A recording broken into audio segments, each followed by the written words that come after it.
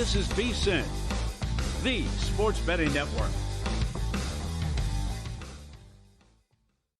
The numbers told the story, they always do. It's one of those idiots who believe in analytics. This is a numbers game with Gil Alexander on VSiN. Good Wednesday morning to you. It is a numbers game at VSiN, the sports betting network, VSiN.com, Game Plus, iHeartRadio, YouTube TV, and of course, Sirius XM channel 158. It's Gil Alexander alongside my little buddy Kelly Bidley. Yes, sir. On the heels of the NBA Cup Championship, a good time was had by all here in Las Vegas. Yes, it was. Very good time. Numbers game crew. By the way, did they show up for Jensen and Dave this morning? Everybody get here on time? Everybody was here. Everybody was here on time, right? I don't think I heard any. I didn't hear anything otherwise. Our little gift. Danny confirms to Jensen and Dave for buy the books earlier this morning. See if that worked out for them. I did enjoy sending those guys a picture. Good luck tomorrow. Knicks win. Knicks are the champs, right? This is the championship. Oh, it's just the cup. Hanging banners, though, Gil. Oh, that's right. Hanging banners. They going to hang the banner like the Lakers did? Oh, yeah. There was post-game comments. Yep, they're hanging banners. They already said it. Here's Kelly Bidley taking a selfie of us at the ball game last night. Most of us. That's at least 6 of us. We're missing Larry. No, that's 7 of us. There's Darnell on the left. 7 of 9. Who we missing? Matt Brown we missed, and we missed Larry. Yeah. Listen, Larry, as far as people that work right on the show, I wasn't even going to mention Matt, but yes, Matt is left out. Yeah, Matt Brown was in the house. Jeff Parlay showed up as well. Jeff Parles, great to see him. Yeah. I'm very good at selfies. Clearly. Look at you.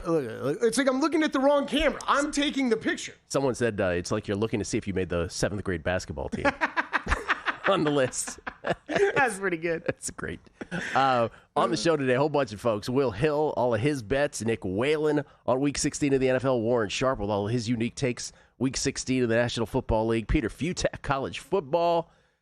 Todd Wishnev. We'll wedge them all in here today. And we'll do fewest wins and most wins in the National Football League. We'll do a heat check on that. But as far as that game last night, Knicks are your Emirates NBA Cup champs for the 3rd year. Lakers won it the first year. Bucks won it last year. Knickerbockers win it, and for the 2nd straight night, I took it up to you-know-what on an under. Now, it wasn't as bad as Monday night. Monday night was the Rockets and the Nuggets, where I had the under in that game, and had 20 points to work with just over 2 minutes left. Seriously, I'm not even making this up. And then when it came down to the last 2 seconds, it was a 1-point margin, and I was still under, so of course I'm not going to lose that, right, because you can only hit a 2 or 3. What could beat you at that point? Oh, I don't know, a dead ball foul that results in a tech. How about this? How about a dead ball foul that wasn't even a foul that survives replay? That ends up in a tech. So that was the worst. That stuck with me. Usually I'm numb to these things. That one stuck with me. Last night, not quite as bad, but because in fairness, the under probably was not the right side for most of the night. But then miraculously, it looked like it was. And with 27 seconds left in the game, Stephon Castle misses a 3. So it's Tyler Kolek goes to the line. The total was 234. It was at 2:30 when Tyler Kolek made 2 free throws, and then Stephon Castle misses a 3 with 27 seconds left in the game or something like that. And at that point, I'm a massive favorite to win again. I got 4 points to work with. The Knicks surely are going to just take a shot clock violation. And then even if the Spurs hit a meaningless 3, I'm a winner. No, Tyler Kolek's got to go to the hole. Oh, man. So he, and then at that point, Dylan Harper's like, well, if you're still playing, I guess I'm still playing. He hits a 3. Because nobody missed an open shot all night, and the unders go to die again.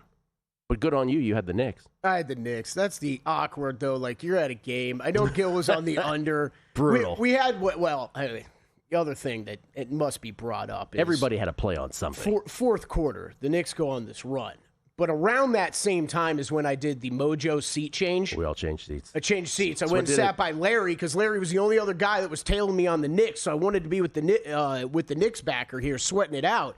And you're getting into that final minute, and finally it's like, whoa. Good comeback by the Knicks.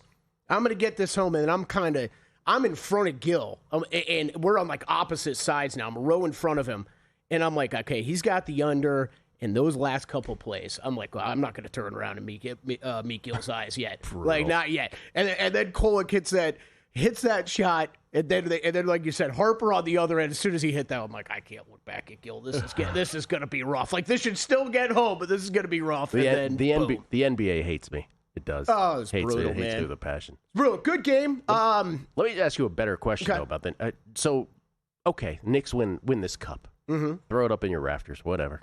Josh Hart, strange celebration there with Jalen Brunson. That's a whole nother matter. For those who saw it, you know what I mean. Can they win it all? First of all, they are the short shot to win the East, period. Yeah. You believe that is true, too. And in your mind's eye, they're the best team in the Eastern Conference right now. I think that's always where you always have to say that in the NBA, right? Like, can they beat OKC in a best of 7? Are they legit is what I'm asking. I mean, probably not, but Eastern Conference, if you get through that, you're in the finals, 7 games, who knows what happens, right? I mean, every playoffs, there's some significant injury or something that happens at a wrong time. You got to get your way in there first, and they are definitely the team to beat in the East. The thing about that game last night that is of note, I think, with the Knicks is when Wemby wasn't in, and Wembanyama, how many minutes did he end up playing? More than we thought. He ended up playing 25. So almost exactly what we thought, actually. But when he was off the court, I don't know if you noticed this because we were in the moment watching the game, but the Knicks would trot out a lineup of like Kolek, Brunson, Mitchell Robinson, kid from Utah was out there as well. Robinson was huge last Robinson night. was huge. He murdered me by himself. So, but in other words, what I'm saying is there was like a funky lineup that held their own. Right. For the Knicks, which to me is the difference between them and previous seasons. Yeah, okay, so glad you brought that up. Yeah. No Deuce McBride, no Landry Shamet. Not that these guys or some of the guys that you're talking about are going to be massively important pieces, right, in a playoff run, but you need those guys to show up once in a while. And I think for a team that is super reliant on their star players, right, specifically Brunson, but then Karl Anthony Towns.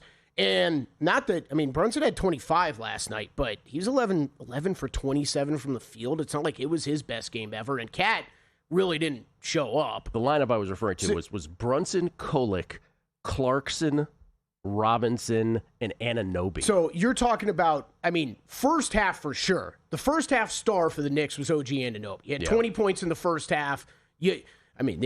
Anybody that was with me was watching me desperately try to find why Anunoby wasn't posted on live MVP odds, because that was another thing I hated myself. That was for. weird. So because the game was in the balance and you knew the MVP was going to go to the winning team, you really couldn't bet it on Kalshi MVP with any sort of true confidence. And then when the Knicks finally broke out into a lead, I completely forgot to even look back and bet it. Yeah. But yeah, Jalen Brunson, by the way, Jalen Brunson ends up being the MVP. I would end up burning a little money on OG because I thought he was incredible last night. 28, 9 rebounds for him. So, but like OG was your first half star, and then the second half, yeah, sure, those guys are important. Cat, and Brunson are important. It was Mitchell Robinson and Jordan Clarkson, though. Like, that was, I mean, Mitchell Robinson killing them on the glass. Mitchell Robinson, I think, had 4 offensive boards on one possession, something like that. He had 10 in the game. Yeah. So, that checks out. And the Jordan Clarkson looked like 6th man of the year Jordan Clarkson, which the Knicks need. They're going to need that type of production from the bench. Odds to win the entire championship, the real one. I don't know if you guys know this. That was not the real championship last night, as much as Adam Silver would like you to think it is. Thunder plus 110. They are, of course, the short shot. Then it's a couple other Western Conference teams, right? Nuggets plus 650, Rockets 11-1, and then it is the Knicks at 13-1. Why are the Lakers 13-1? Why are they in there? What is that? What are we doing? And then it's Pistons, Cavaliers 20-1, 22-1. If I told you the Knicks didn't win the East, who won it? Oh, that's a great question. Right now, I'll go Pistons. Okay. The upstart Pistons team. But I do expect we're going to see Atlanta be aggressive, trying to make a move. Let's see what this Cavaliers team does. If they decide to blow it up here with some of their pieces, but they've got injuries right now, I think they're going to be stumbling here for a little while. Magic, when Franz gets back, let's see what that team all looks like together. What about the Jason Tatum? I was just going to say, Gil, the one to watch is the Boston Celtics. They have played so much better than anybody expected early in the season. I'm not really shocked by Jaylen Brown doing what he's doing. Like, he's taking more shots than anybody in the league. It's not like the production and efficiency is great. The efficiency isn't great, but what he's doing out there, he's playing like a star player. And I think there were questions of how he would be able to handle that with no Tatum by his side, or not another star player by his side. They've been playing great, and if Tatum actually comes back, yeah, like that team's a force. It's hard, even though they lost last night. It's hard. I'll keep saying this. Spurs beat the Thunder in the semis of this, and then they lose, obviously, to the Knicks last night. But it is hard for me to shake the feeling that if the Spurs caught a magic carpet ride of some sort, that they couldn't win at all. So, I mean, we talked about it. This is not just Wemby. Those guards are really good. They're good, and we talked about it yesterday. They were going to be a key in that game. All three of them didn't exactly have the same type of games that they had the two before, and that was a big difference in it. And, I said it late in the show yesterday. I think the one thing they did prove to me and kind of change my mind on these past few games is maybe they're not in the Giannis sweepstakes as much as I thought they would be. I think, who is? I think that any year, and I'll stand by this, I think any year, you can't waste Wembanyama time, right? Like, we all want to say he's young, he's going to be around forever. He's that good now. He's that good now that if you're not making a true push every year, I think you're wasting a year of Victor Wembanyama. So, who's getting him? Be interesting Giannis. to see how that handles. I think Atlanta is very live. They've got the pieces to make a move. So it's not the Knicks. It's not the Heat where he wants to go. I don't think the Knicks. If not the Knicks, makes sense. I mean, right now, I don't think we see it in season. I've come back around to that. I think he's stuck on the Bucks. They'll figure this out in the summer when it's much easier to make these kind of deals. NBA off-court drama. I love it. It's the greatest reality TV show out there. He says if it's not the Knicks, right? Everybody's saying, oh, that other team that he's fixated on is the Heat. But as we talked about off air yesterday, if you go to the Heat, who are you left with to play with? I mean, there's that, man. Yeah, like that's a big deal. So enjoy your time in Miami. Atlanta can still put a lot of good pieces around him. That was fun last night. Great time. We don't get the NBA Thank you, out Gil here. Alexander, for getting tickets for the entire crew. Hey, Very man, nice of you, They man. deserve it. They work hard. They're unsung heroes, not only of this show, but of the network. They deserve it. We'll come back. Will Hill, all his bets. We'll do some most wins, fewest wins in the NFL. It's a numbers game at VSiN, the Sports Betting Network.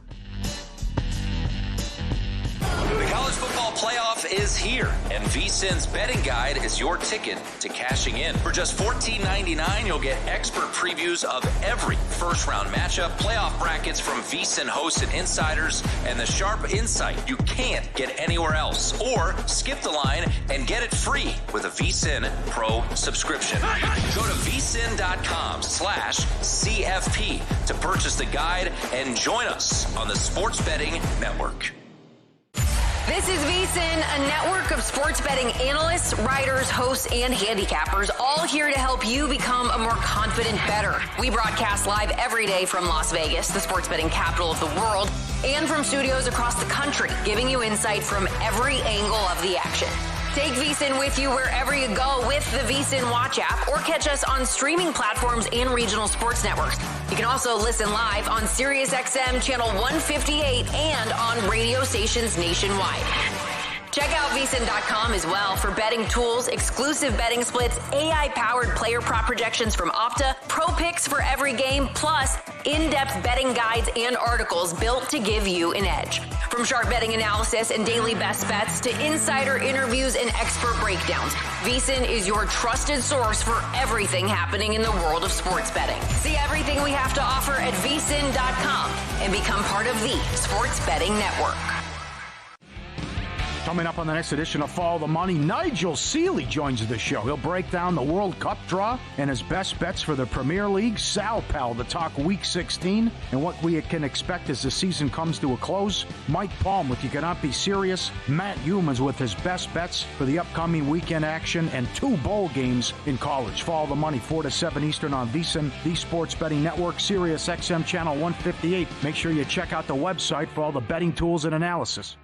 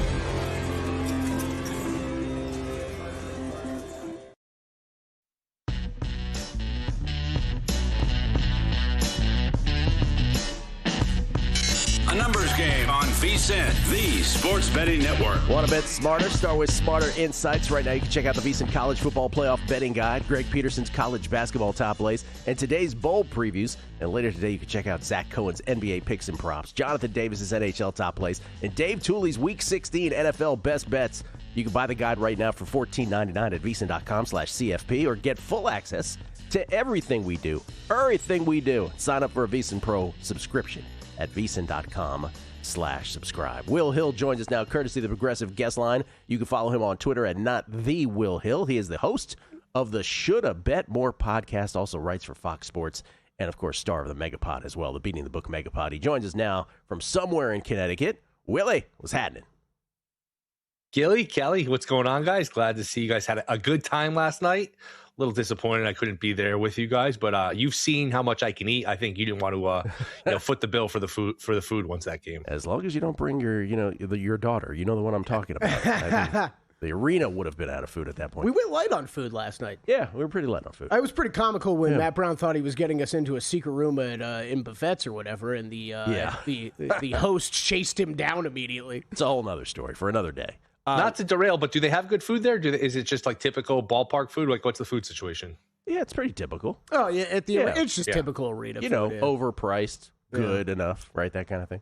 Okay, before we get into all your picks, because you got college football first round plays, you got a couple extra bowl plays, want to talk NFL.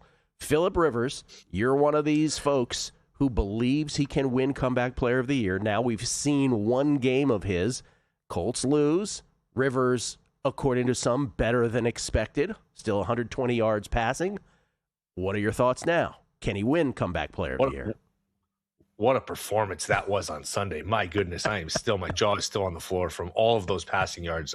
Just the calls, the line, everything was great. Now, he certainly went in my pocket because I had Colts team total under. I had, defensive touchdown, and none of those got home for whatever that's worth.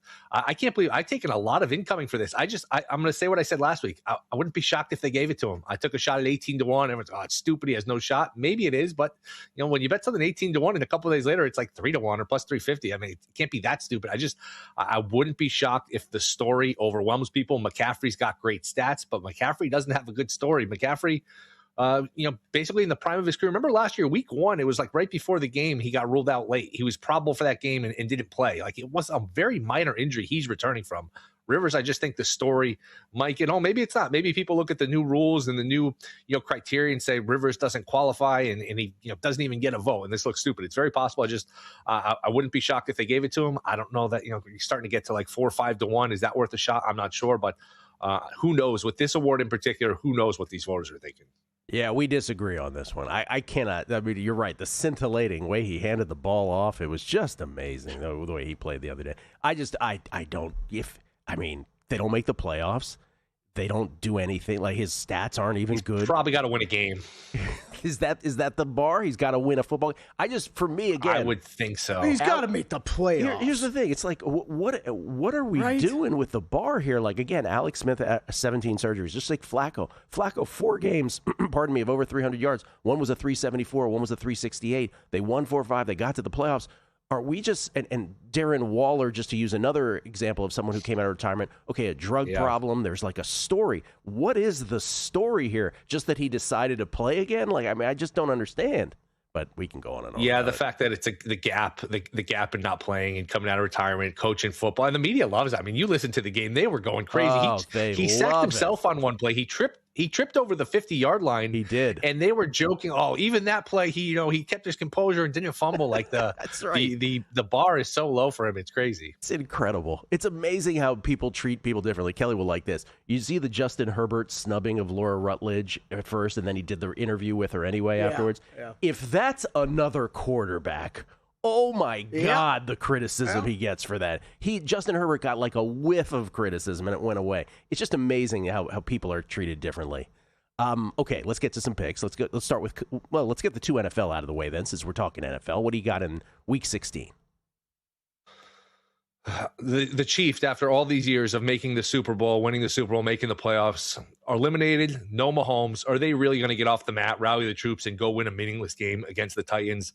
I like Tennessee here. I just think you get maybe a no-show performance. This is about as flat a flat spot as you're going to see. I think the Titans, I like them plus the 3. I think you still get 3.5.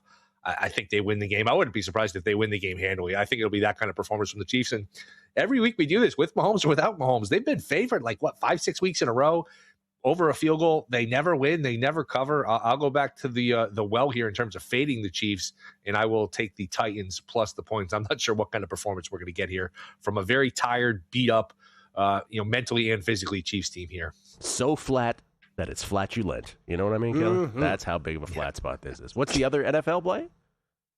That's a good line. I think Seattle wins. You go back to the first matchup, and Darnold threw 4 picks, and they still had a chance to win with a field goal. If that punt doesn't go out of bounds at the 1-foot line late in that game, they probably get close enough to make the kick. So I like Seattle. I think they get a little measure of revenge. I don't know if Adams is going to play. If he does play, is he 100%? Hamstring on a 3-day recovery can be tricky. So I like Seattle. That being said, how much can you really trust Sam Darnold in a big spot against the Rams? He's 0-3 against the Rams in the last year or so with some ugly, ugly performance. But I'm sure if Fez were on, he would say, you know what, you just wait to see who's a 1.5-point dog, because this line is vacillated between 1.5. Both teams, 1.5-point dogs are favorites. It keeps flipping. Just take whoever's the 1.5-point dog and tease them up. It's probably a good teaser play, but I think Seattle does win the game. All right, let's do the college football first round. Let's do them in chronological order, beginning with the Friday night game, Alabama, Oklahoma. Let's get your thought on all 4 of these.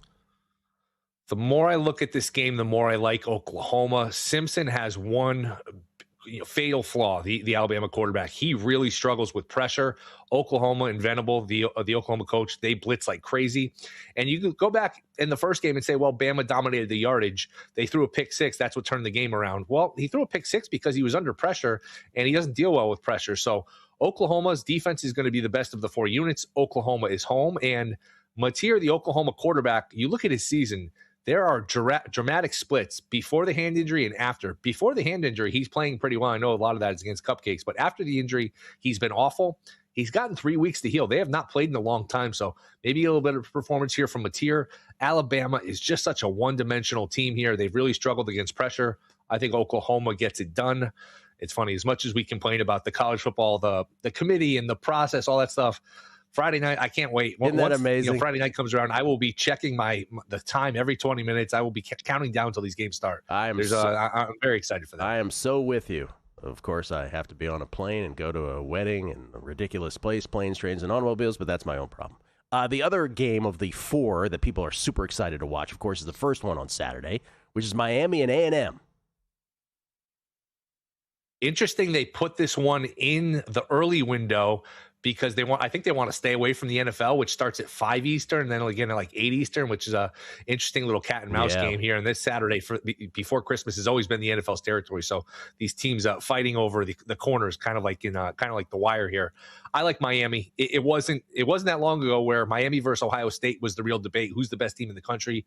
Miami is loaded with NFL talent, and A&M's got a couple weaknesses, stopping the run, especially up the middle. And Reed, the A&M quarterback, can be very shaky with his accuracy. He's very up and down. I know Beck is too, but I'll take the points here with Miami. I think they're more talented. It seems to be everybody's on Miami, which always makes you nervous, but I do think Miami wins the game. And look at the A&M schedule. There's 5 SEC teams in the playoff.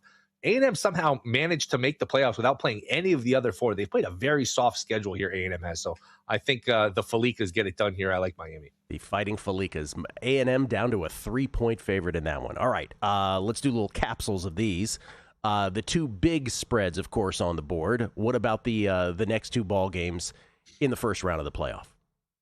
Yeah, I'll go quick. I think Oregon rolls. They got embarrassed by Ohio State. So when you get a motivated favorite, I don't think they're going to overlook James Madison. Lanning's a good motivator. I'm sure he's going to, feed them the fact that they got blown out last year in their first game and only game against Ohio State. I think Oregon rolls.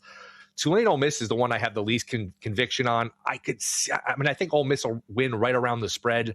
They played already in the regular season. I would say Ole Miss team total over 36.5 if I had to play anything there. All right, Ole Miss the 6-11, Ole Miss Tulane preceding the 5-12 game between Oregon and James Madison. And then 2 rando bowl games here prior to that. What do you got?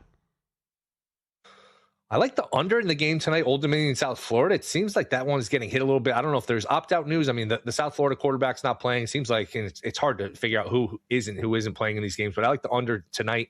And I like Michigan plus 7.5. It seems like most of their guys, even with all the shenanigans going on there, are going to stay. 7.5 just seems like an overreaction to the news there. So Michigan plus 7.5. It seems like if those guys play, 7.5 is just too many points. And you and I were talking about this through text or whatever. I wonder sometimes things, Gilly. I wonder if Michigan's 13-0. Does this story ever get out there? Does somebody just write somebody a check and this goes away? I wonder how many of these stories probably never get out there. The fact that they lost a few games is why this got out. The detail that we never talk about this because it's not really betting related, but that Sharon Moore contacted the OnlyFans model at halftime of the Ohio State game and right after the national championship game. It's just amazing.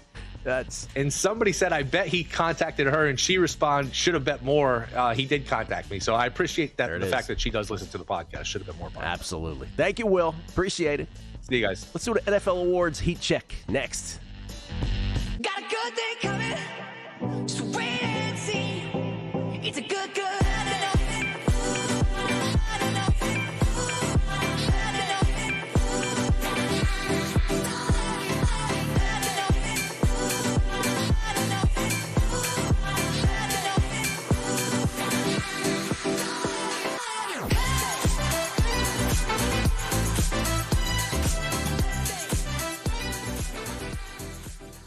Elevate your sports betting game with VSiN's exclusive betting splits.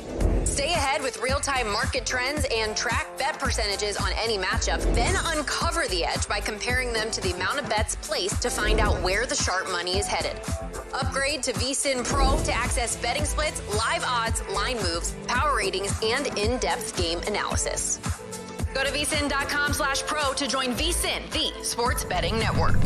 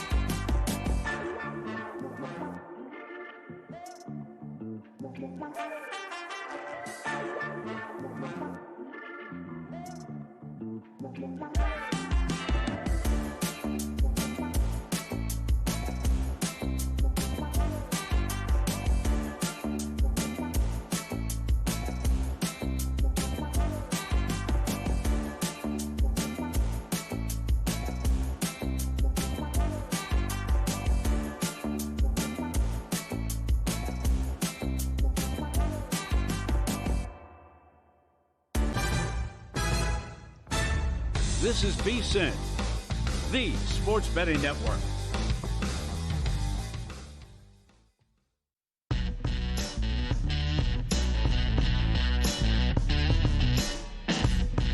A numbers game on VSiN, the Sports Betting Network. As the official horse racing partner of VSiN, First Bet is built for bettors who demand more. First Bet isn't just about placing a bet. It's about helping bettors of all levels with proprietary AI handicapping tools that provide data-driven insights to help you make smarter bets. First Bet's in-app tools give you win, place, and show probabilities for each runner so you can quickly and easily identify good value plays and improve your ROI. Right now, you can take advantage of their limited time $250 sign-up offer.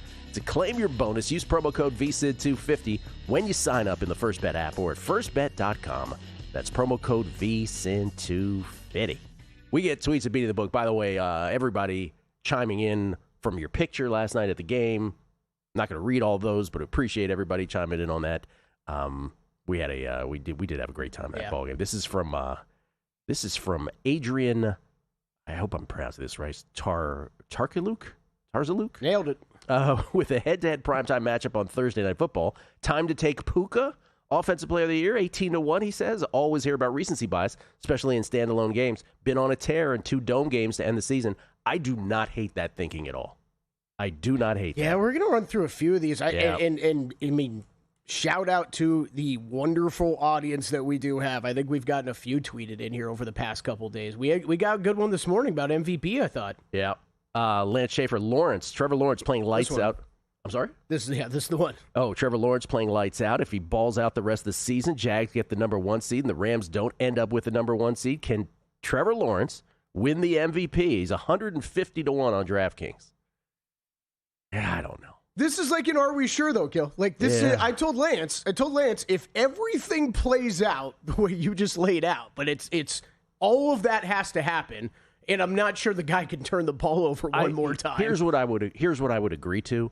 You know, again, these are awards. There's a betting market that we have no idea if it has anything to do with reflecting actual reality of what these voters are thinking. That's the thing with awards, right? Mm-hmm. We're handicapping voters. At least one of these categories this year, we are going to have a completely surprise winner. Surprise based on us reading betting markets. Like, it's not even going to be, and I don't know that it's that category, right? But I do think we'll get one. We'll get to that momentarily.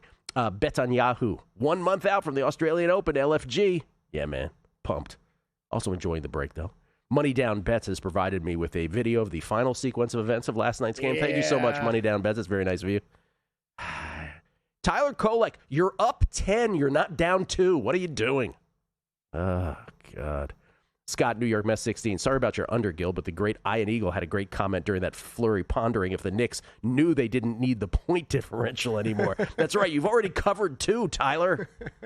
Ace de Cardano, it's beautiful to see Gil paying that Wishnev money forward. You missed a big day last night. I know I did. Todd went 10-3. Whew. While I was getting... Just doesn't stop, man. While I was getting keisterized. Brian Schaefer, 31. Gil, 2015-16 Warriors had 4 losses at Christmas. Why are the Pistons not in the mix with the Thunder for best record of all time? They only have 5 right now, not far off of what the Warriors had. Well, because they played a super easy schedule so far, and no one thinks the Pistons are epically great, though they're having a great season. Pick 10 is with me. He says, McCaffrey doesn't have a story, but he just played the whole season. Got to mean something, right? Agree. A. Brown down in Jungle Land. Almost my favorite time of NFL season. Contract incentive prop betting. As usual, I'll be waiting for someone to compile all the info in one place so I don't have to do my own research. These are all locks, right? How many yards does Mike Evans need for 1,000? It's so true. And Real Knicks, I keep laughing when you mention that wedding Saturday, Gil. I was in my buddy's wedding 25 years ago, same day as Ohio State, Michigan. We're all huge Ohio State fans. The groom was an Ohio State recruit. His father-in-law, an alum, needless to say, it ended in divorce. Oh, I don't even want to talk about that out loud. If I was making odds, don't want to talk about it. All right, we have breaking news. I'm not even going to talk about it. Someone might be listening. Adam Schefter reporting that they pulled the trigger in Miami. A major move in Miami. The Dolphins are benching Tua Tagovailoa and turning to Quinn Ewers as their new starting quarterback. So they're jumping Zach Wilson and going to Quinn Ewers. See what they got in Quinn. Per sources, Ewers' first start comes Sunday versus the Bengals.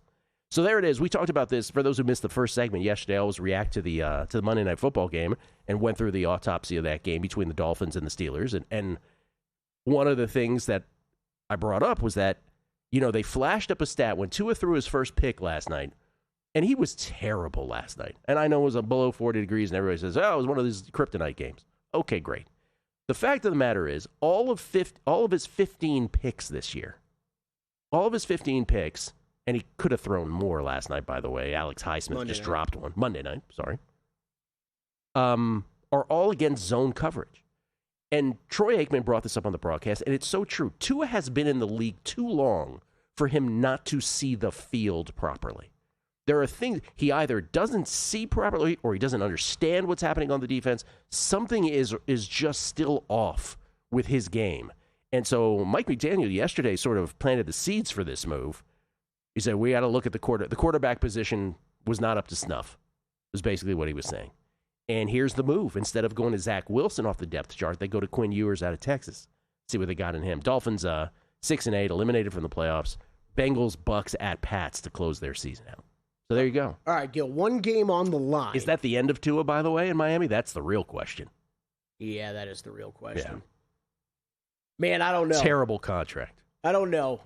Terrible contract. But he's one of those guys, though, where it was like, it's one of those things where it's the NFL. We've talked about this many times on this show. The cruelty of the economics of the NFL is that you have to make a 9-figure decision on a quarterback, right? When that rookie deal ends, whether this is Jared Goff, Dak, Tua, right? The middlings, the all-time goods or very goods, if you're being generous, but not even very good in some cases. These NFL teams have to make the decision. Well, we're going to give 9 figures to this dude, or we're going to start from scratch at quarterback.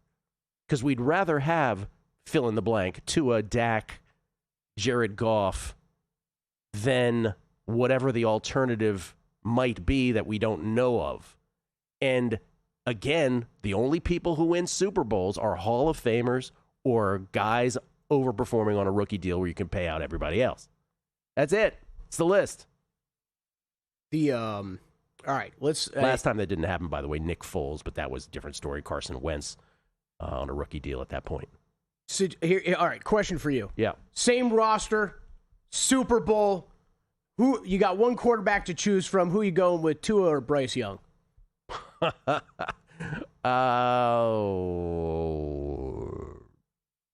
That's a great question. I'm still going Tua. I still am going Tua. I'm still going Tua. I'm still going Tua because at least I can see the flurry of a great couple drives. Yes. No, me too. And I don't know that I can with Bryce. This is not me defending Tua at all, but like the fact that I had to think about it for a second says everything. I hear you, but I guess it's my way of saying if maybe he is done in Miami, right? But he'll get another look somewhere else. Oh, for sure. And maybe he's not done in Miami. I'm just saying he's not done, but done in Miami, perhaps. I don't know. Let's take a look at these. Regular season MVP, Matt Stafford. Speaking of Hall of Famers, minus 300. Favorite to win the MVP. Matthew Stafford, again, before this season, has only made 2 Pro Bowls. That's it. Only made 2 Pro Bowls? You remember we talked about this with Russell Wilson. Everybody's like, I don't know if he's a Hall of Famer. Matthew Stafford definitely is. Russell Wilson's gone to 10. Matthew Stafford's gone to 2, just to let you all know. Stafford minus 300. Drake May plus 425. Josh Allen plus 550. So in other words, the drift between Stafford and May has happened. Yep. It's on Stafford's racket. Let's go, it's his Stafford. to lose, whatever cliche you want to use. Huge game tomorrow night. That will swing these odds even more if he is able to win that against the Seahawks. And I don't think there's anybody. I really don't. Like, I don't buy into this being the category where we get a surprise. I don't. Josh Allen, is there a scenario? I mean, I guess, but I don't think so. I think there's a scenario. I don't know if I'm running to bet it. I wouldn't be betting it at plus 550 though. I need longer than that. PAW did let me know. He goes, what about Jalen Hurts last year? He's right. Jalen Hurts might end up being the exception to the rule. Yeah. Offensive player of the year. Jackson Smith and Jigba. Talking about a drift between number 1 and number 2. Jackson Smith and Jigba's minus 475 now. Could that change? I think it could. Well, right? It definitely could. That Puka Nacua scenario that was just given to us. Yeah, like if you are just showing out, as the kids say, on national television and standalone games, that goes a long way. And if the Seahawks offense continues to only get 6 field goals, I don't know. McCaffrey's in there too, Jahmyr Gibbs. But Jackson Smith and Jigba has earned this position anyway to this point. Yeah, 100%. And we've said this before. I still think the most impressive thing about his season is that from day one, when you looked at the offensive weapons on Seattle, it was like, well, they have JSN. I don't know about what else we're going to get. So, like, when you're game planning against this team every week, he's the one and only guy you got to prep for, and he still is putting up ridiculous numbers. I don't think those are nearly the most interesting categories. Puka Nacua, almost 200 yards behind him. He does have 6 more catches, 3 less touchdowns. He could. The numbers probably. But the numbers correct. Yeah. We'll get to the ones where I think are much more interesting, which is Offensive Rookie of the Year. I think Coach of the Year is actually super interesting. We will do that. We'll put them all through the show. Greg Peterson with his Fab 5 college basketball picks, though, on the other side. We've got to get to those. It's a numbers game at VSiN, the Sports Betting Network.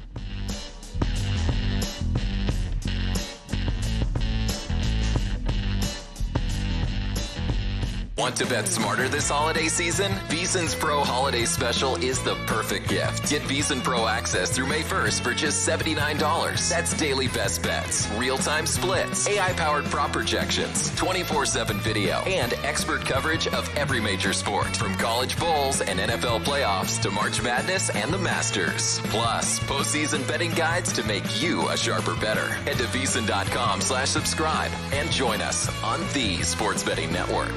Join the guru, John Hansen, at the intersection of prop betting and fantasy sports on Prop Points, only on VSiN. You know what? I'm going to blame Andy Reid for cronyism because Matt Nagy stinks. A guy like Jefferson, you got to be a part of the solution, not part of the problem, and he's been part of the problem. John and his guests will help you find the connection between the two and give you his expert advice on how to capitalize when a number is too good to pass up. Prop Points, weekdays at 1 p.m. Eastern on VSiN.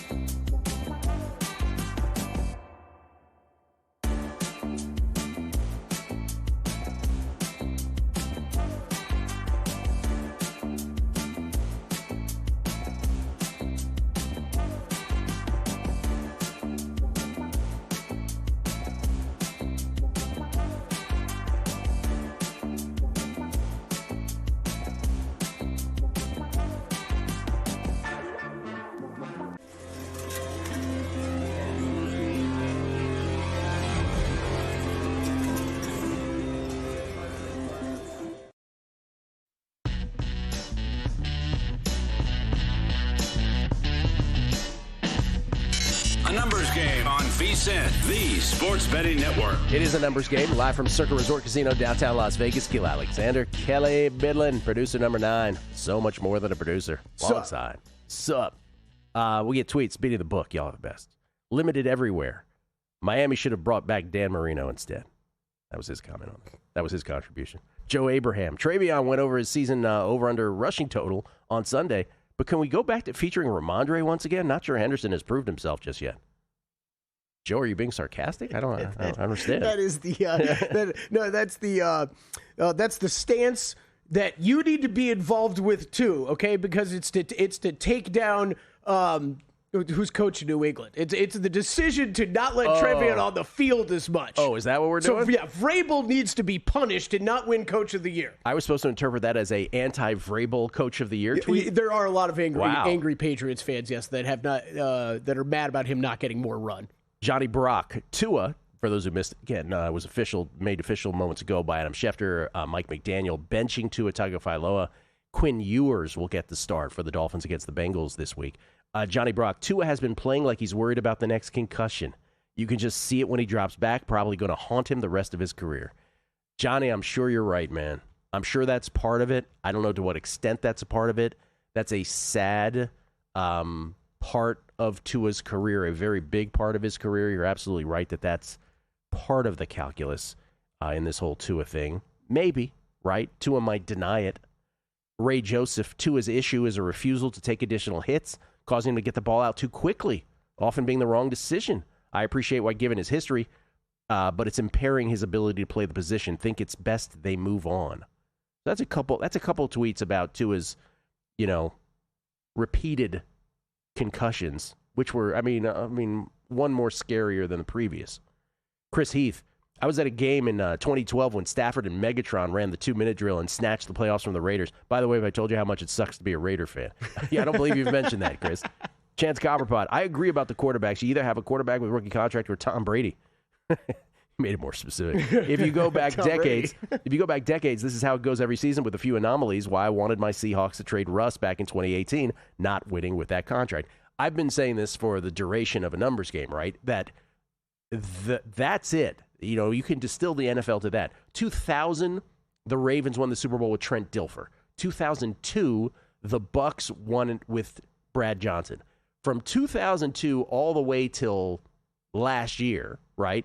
The only exception to the either a rookie overperforming on his contract or a Hall of Famer was the Nick Foles, Carson Wentz year, and that was a little different. That was a little quirky because Carson Wentz was actually on a rookie deal and he got hurt, so that actually still applies. Jalen Hurts last year that might be the streak buster for real, because Jalen Hurts ain't really on the fast train to the Hall of Fame, if you know what I mean. At this point, we'll see. On the other hand, all it has to do is if Philly wins another Super Bowl with him, maybe all of a sudden he's eligible again, right? Jalen Hurts or Tua Tagovailoa? Jalen Hurts. Wow, I didn't even tell you. I was watching Gil on camera too. He paused for a slight second. Jalen Hurts. Just because be a snap just call. Because Jalen Hurts has and that's funny, right? Because Tua was the one who came in for Jalen Hurts in Alabama's championship, right? So that's a mano a mano. Going back to that, but I'd go Jalen Hurts just because he's more reliable. Yeah. This one's actually easy for me, but I'm liking this conversation. Greg Peterson joins us now, courtesy of the Progressive Guest Line. You can follow him on Twitter at @GUnit_81. His tribute to Anquan Bolden, and he comes to us in front of a blue screen today. Greg, with a streak of 12-mile runs that goes back, I believe, to the Hoover administration, and a streak of college basketball podcasts. How many days in a row have you done a college basketball podcast? Since day number 1 of the 2019-20 season, so a little bit over 2,100 straight days. We're getting close to 2,200. What is the longest podcast you've ever recorded in that period? Because I remember you used to put out some marathons. Well, he does baseball, too. Oh, yeah. The Saturday podcast, when you've got 150 games on the board, sometimes those reach up to 6 hours because that's 150 games they have to break down. So our man does a 6-hour show. Yeah, those are absolutely ridiculous. Greg, you're an American treasure, man. I mean it. You really are. A 6-hour podcast. What would you say now on a daily basis? What would you say you put out now? Let's do weekdays versus Saturday. Like today's was about an hour and 50 to 55 or so minutes. That's pretty much the norm. You're going to get some short ones on like the Mondays where you don't have a lot of games, the Fridays where you don't have a lot of games. You're going to get very, very long ones on Saturdays. Those are always the longest ones because you get all those games on Saturday. But like if you're looking mean median mode to go back to school, you're probably looking at like an hour and 50 to 2 hours. Median mode just got dropped on. This dude is for real. 6 hours. Sometimes, I mean, 4. By the way, sometimes he does like a 4.5. You're like, Greg, come on, what are you doing? 4.5 hours. Maybe go to work for once. What's Hollywood doing, man? We just need a 24/7 Greg Peterson reality show. That's we right. need that camera thrown on him and just be able to watch the runs, the podcasting. I should mention the name of the podcast, Coast to Coast Hoops, just in case we didn't get that in there. Greg, let's do it. Your Fab Five today. I give the floor to you, sir. What do you got?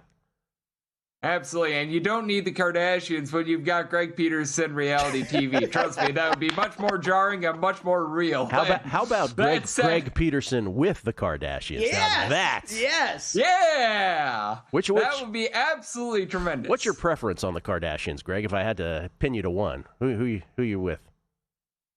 You have to go with Kendall Jenner, in my opinion. That's just me personally. Okay. But Scary. That said, what we need to do is we need to find them some winners. And hopefully we will do so with the St. Francis Red Flash going up against Florida. I don't know if the Kardashians know who the St. Francis Red Flash are, but they are 45.5-point underdogs, and this has gone up a little bit too far. This is not a game where you want to sprinkle the money line. Most places will not offer a money line because it's such a big line. But Florida's right now outside the top 250 in terms of turnovers on a per possession basis. You've got a St. Francis team that has been a top 175 team in terms of generating turnovers. St. Francis is going to get dump trucked on the glass. This is just too big of a number. I took the over and St. Francis against Florida. Okay. Is it me or do you always have an Elon play? Oh, I do love the Elon Phoenix. They're going up against Richmond. With Richmond, it's been a really strange team, to say the least, with the way that they've been able to speed up themselves a little bit. But Elon, now top 45 team in terms of points scored on a per possession basis. I do like the under, though, mainly because I do think that there's not going to be a lot of second and third chances in terms of offensive rebounds in this game. But with Elon, they've really been able to find a nice score on Chandler Cottrell, who's been able to give you 22 points per game. Randall Pettis, who comes over from Northern Kentucky, shooting it really well from three. Richmond sometimes leaves themselves a bit vulnerable from the outside, doesn't generate a lot of turnovers. So I like Elon here on the money line, and I do like that under. Charleston is a 14.5-point favorite versus Citadel. You think it's not big enough? Yes, because with Charleston, they were missing for the first few games of the season one of their main guys, as they've been just dealing with a lot of injuries. Mr. Dean, that's actually the same first name, Mr. last name Dean, he's still dealing with a little bit of an injury, but they get back Connor Rickman after 5 games out, and now they get a Citadel team that is outside the top 350 in terms of points allowed on a per possession basis. Been a rough year for these guys. They did get back Solo Abassi, one of their main big men, but for the Citadel, they're not doing a great job on offense. They're not doing a great job on the glass. They're not doing a great job of rebounding. And Charleston, I expect positivity with them shooting under 30% from three. So took a shot here on Charleston laying the big number. Yeah, it's 17 now. Would you still play it at 17, though? I set my number at 22. So, yes, absolutely, I would still lay it. All right. Give us a total. Total on this game, right now we've been seeing it going through the low/mid 140s. I set mine at a 148.5. So as long as you can get in on a 148 or less, I like the over. On the Oakland Northern Kentucky game, we should say. He likes the under on that, 167.5, or the over? The under? Yes, I'm in on the under in Oakland versus Northern Kentucky. I thought you meant Charleston versus the Citadel. Oh, no. With this one, I do like the under in this spot, mainly because you've got a Northern Kentucky team that they generate a whole bunch of turnovers, top 15 team with this regard, but they don't necessarily take great care of the ball. And I'm seeing Oakland as a very slight underdog, like Oakland here on the money line with Brody Robinson leading the way, and I do like that under. All right, and the Fighting Jalen Williamses of Santa Clara, 9.5-point favorites versus North Texas.